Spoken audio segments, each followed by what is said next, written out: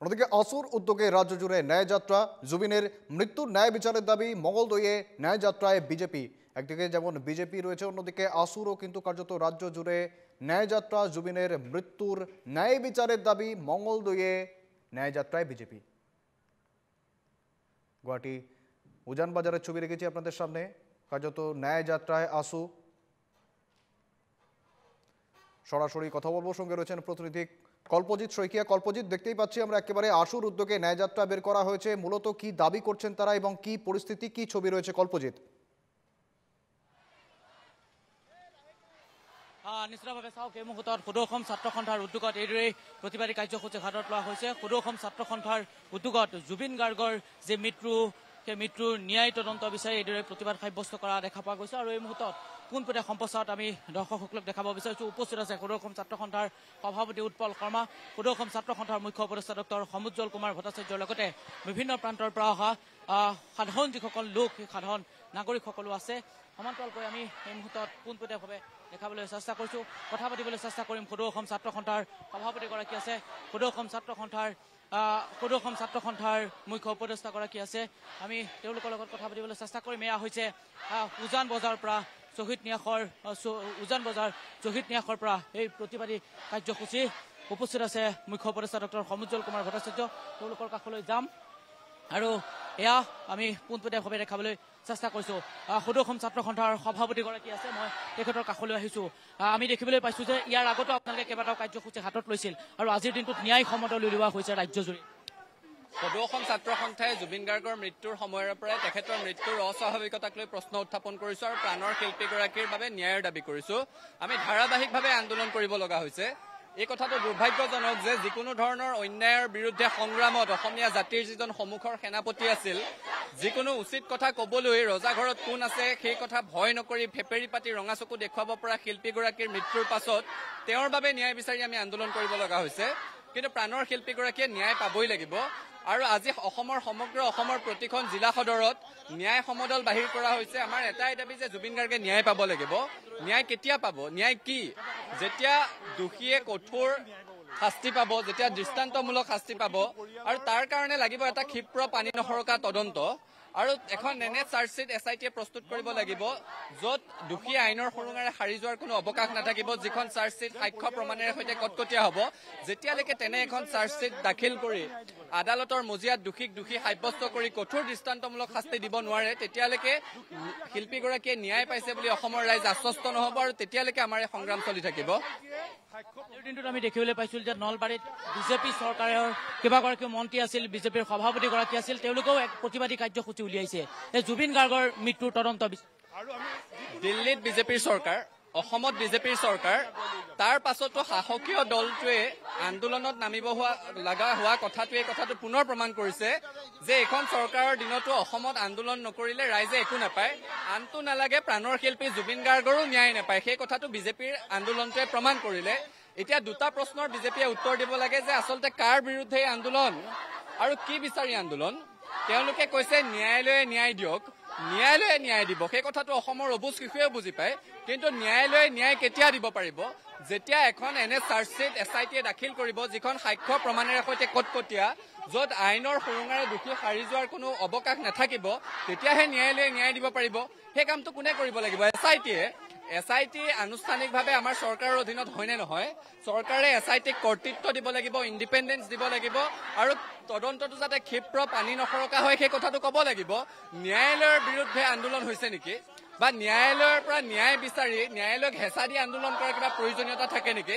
এটা কথা স্পষ্ট, জুবিন গাৰ্গে ন্যায় পাব লাগিব আৰু ন্যায়ৰ কাৰণে শাসকীয় দলটো আন্দোলনত নামিবলগীয়া হোৱা কথাটোৱে পুনৰ প্ৰমাণ কৰিলে যে অসমত আন্দোলন নকৰিলে একো নাপায়, আনকি প্ৰাণৰ শিল্পীগৰাকীৰ ন্যায়ো নাপায়। আৰু অসমৰ মানুহৰ মনত যে তদন্তৰ গতি, তদন্তৰ প্ৰকৃতিক লৈ সন্দেহৰ সৃষ্টি হৈ আছিলে, এতিয়া বিজেপিয়ে নিজে আন্দোলনত নামি সেই সন্দেহ অধিক ঘনীভূত কৰিছে। গতিকে আমাৰ এটাই দাবী, প্ৰাণৰ শিল্পীগৰাকীয়ে ন্যায় পাব লাগিব, দোষীয়ে কঠোৰ দৃষ্টান্তমূলক শাস্তি পাব লাগিব। আমি দেখাইছোঁ যে এনেদৰে তেওঁলোকে একেবারে কল্পজিৎ, পাশাপাশি যেটা জানতে চাইব, রীতিমতো ইতিমধ্যেই SITর দল সিঙ্গাপুর গিয়েছে, পাশাপাশি একাধিক ব্যক্তিকে জড়িত থাকার সন্দেহে গ্রেপ্তারও করা হয়েছে। প্লেস অফ অকারেন্সেও যাওয়ার সম্ভাবনা রয়েছে এসআইটি দলের। এই যে তদন্তের গতি প্রকৃতি বা তদন্তের এই যে অগ্রগতি, সেই অগ্রগতি নিয়ে কতটা সন্তুষ্ট তারা, যদি জানা যায়? নিশ্চিতভাৱে সেই গোটেই প্ৰসংগসমূহ যদি চায় তেনেহ'লে ক'ব লাগিব যে বৰ্তমান সময়তো SITৰ এটি দল ছিংগাপুৰলৈ গৈছিল আৰু সেই ছিংগাপুৰত গৈ গোটেই বিষয়সমূহৰ ওপৰত তেওঁলোকে তদন্ত কৰিছে। কিন্তু এই মুহূৰ্তত আজিৰ দিনটোৰ কথা যদি কওঁ তেনেহ'লে কালিৰ দিনটোলৈকে বহুকেইগৰাকী ব্যক্তিকো মতা হৈছিল। কিন্তু এই মুহূৰ্তত আজিৰ দিনটোত সদৌ অসম ছাত্ৰ সন্থাৰ উদ্যোগত কেনেদৰে ৰাজ্যজুৰি প্ৰতিবাদ সাব্যস্ত কৰিছে, ইতিমধ্যে সদৌ অসম ছাত্ৰ সন্থাৰ নেতৃত্বই কৈছে যে গোটেই বিষয়টো ন্যায় পাব লাগিব, গোটেই বিষয়টো তদন্ত হ'ব লাগিব। জুবিন গাৰ্গৰ মৃত্যুৰ সন্দৰ্ভত আমি দেখিবলৈ পাইছোঁ যে কালিৰ দিনটোত নলবাৰীৰ পৰা তেওঁলোকে প্ৰতিবাদী কাৰ্যসূচী হাতত লৈছিল আৰু তেওঁলোকে আজিৰ দিনটোত কৈছে যে বিজেপি চৰকাৰক তেওঁলোকে সুধিছে বা আছুৱে প্ৰশ্ন কৰিছে বা আছুৱে গোটেই বিষয়টোক তেওঁলোকে সমালোচনা কৰিছে। ন্যায় তেওঁলোকৰ দিল্লীত বিজেপি চৰকাৰ, অসমত বিজেপি চৰকাৰ, গোটেই বিষয়সমূহ কিন্তু চৰকাৰে গুৰুত্ব দিব লাগিব বুলিও তেওঁলোকে আজিৰ দিনটোত দাবী উঠাইছে। ৰাজ্যৰ বিভিন্ন প্ৰান্তৰ লগতে গুৱাহাটীতো কিন্তু আজি এইদৰেই আছুৰ প্রতিবাদী সমদল উলিওয়া দেখা পা গৈছে। একেবারে কল্পজিৎ যেমনটা জিজ্ঞেস করছিলাম, অর্থাৎ প্রচুর ছাত্ররা তারা রাস্তায় নেমেছেন, আসুর সমর্থকরা, আসুর সদস্যরা তারা রাস্তায় নেমেছেন। পাশাপাশি যেটা তোমায় জিজ্ঞেস করছিলাম, একেবারেই এসআইটির যে তদন্তের অগ্রগতি রয়েছে, এখনো পর্যন্ত অনেক মানুষকে রীতিমতো জড়িত সন্দেহে গ্রেপ্তার করা হয়েছে, জিজ্ঞাসাবাদ চলছে। সিঙ্গাপুরেও পর্যন্ত গিয়েছে এসআইটির দল, সেখানে প্লেস অফ অকারেন্স ঘুরে দেখার সম্ভাবনা রয়েছে। ইয়টের ক্যাপ্টেনকে জিজ্ঞাসাবাদ করা হয়েছে, যে হোটেলে জুবিন ছিলেন সেই হোটেলে পর্যন্ত জিজ্ঞাসাবাদ চালানো হয়েছে। অর্থাৎ এই যে তদন্তের অগ্রগতি বা তদন্তের গতি প্রকৃতি, তা নিয়ে কতটা সন্তুষ্ট আসুর বিক্ষোভকারীরা, যদি কারোর সঙ্গে কথা বলা যায় কল্পজিৎ?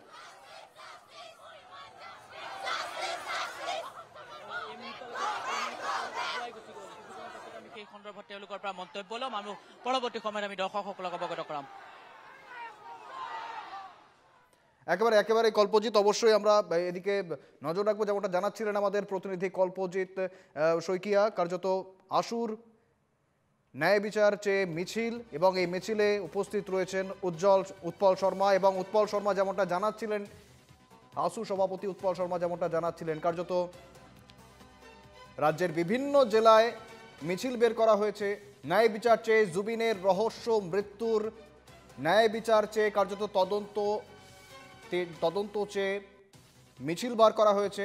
এবং পাশাপাশি অন্যদিকে যেমন বিজেপির ন্যায় যাত্রা, বিজেপির জুবিনের রহস্য মৃত্যুর ন্যায় বিচার চেয়ে যে ন্যায় যাত্রা শুরু করা হয়েছে বিজেপির পক্ষ থেকে, সেই ন্যায় যাত্রাকে কার্যত কঠোর ভাষায় সমালোচনা করলেন উৎপল শর্মা, এবং তারা পাশাপাশি স্পষ্ট বুঝিয়ে দিলেন ঠিক কিভাবে এই ন্যায় সম্ভব। অর্থাৎ অন্যদিকে মঙ্গলদৈয়ের ছবি রেখেছি আপনাদের সামনে। একদিকে যেমন গুয়াহাটির ন্যায়যাত্রা, গুয়াহাটিতে আসুর ন্যায়যাত্রা, অন্যদিকে বিজেপির ন্যায়যাত্রা, ঠিক একই রকমভাবে মঙ্গলদৈয়েও বিজেপির ন্যায়যাত্রা, এবং এই বিজেপির ন্যায়যাত্রাকে কার্যত কঠোর ভাষায় সমালোচনা করলেন উৎপল শর্মা, আসুর সভাপতি। তার বক্তব্য, অর্থাৎ বিজেপির ন্যায়যাত্রায় বুঝিয়ে দেয়, অর্থাৎ কেন্দ্রেও বিজেপি সরকার, রাজ্যেও বিজেপি সরকার, তারপরেও ন্যায়ের দাবিতে বিজেপিকে এই মিছিল করতে হচ্ছে। কার বিরুদ্ধে মিছিল? অর্থাৎ এই যে বিজেপির ন্যায়যাত্রা, সেই ন্যায়যাত্রাই বুঝিয়ে দিচ্ছে যে ন্যায়ের জন্য সাধারণ মানুষকে প্রতিবাদ করতে হবে, বিক্ষোভ করতে হবে, তাছাড়া দ্বিতীয় কোনো বিকল্প নেই। এমনই কঠোর ভাষায় সমালোচনা করেন উৎপল শর্মা। তার পাশাপাশি তাদের যে স্পষ্ট দাবি, অর্থাৎ ন্যায় দেবে আদালত, ন্যায় দেবে বিচারালয়, তবে সেই ন্যায়ের জন্য এসআইটির যে তদন্ত রয়েছে, সেই তদন্ত যথেষ্ট স্বচ্ছ হওয়া প্রয়োজন, এবং যে চার্জশিট দাখিল করা হবে, সেই চার্জশিটে যথেষ্ট পাকাপোক্ত উপযুক্ত প্রমাণ অভিযুক্তদের বিরুদ্ধে দেওয়া প্রয়োজন, যাতে করে বিচারালয়ে বা আদালতে গিয়ে অভিযুক্তরা বেকসুর খালাস না পেয়ে যায়, বা তাদের যাতে আদালতে কঠোর সাজা হয়, তেমনভাবেই চার্জশিট দাখিল করতে হবে। তেমনি স্বচ্ছ তদন্তের দাবি তুললেন আসুর সভাপতি উৎপল শর্মা। সেই দাবিতেই আসুর ন্যায়যাত্রা, অসমের বিভিন্ন জায়গায়, বিভিন্ন জেলায় কার্যত আজ আসুর এই ন্যায়যাত্রা রয়েছে। তার পাশাপাশি বিজেপিরও ন্যায়যাত্রা, মঙ্গলদৈয়ে বিজেপির ন্যায়যাত্রা।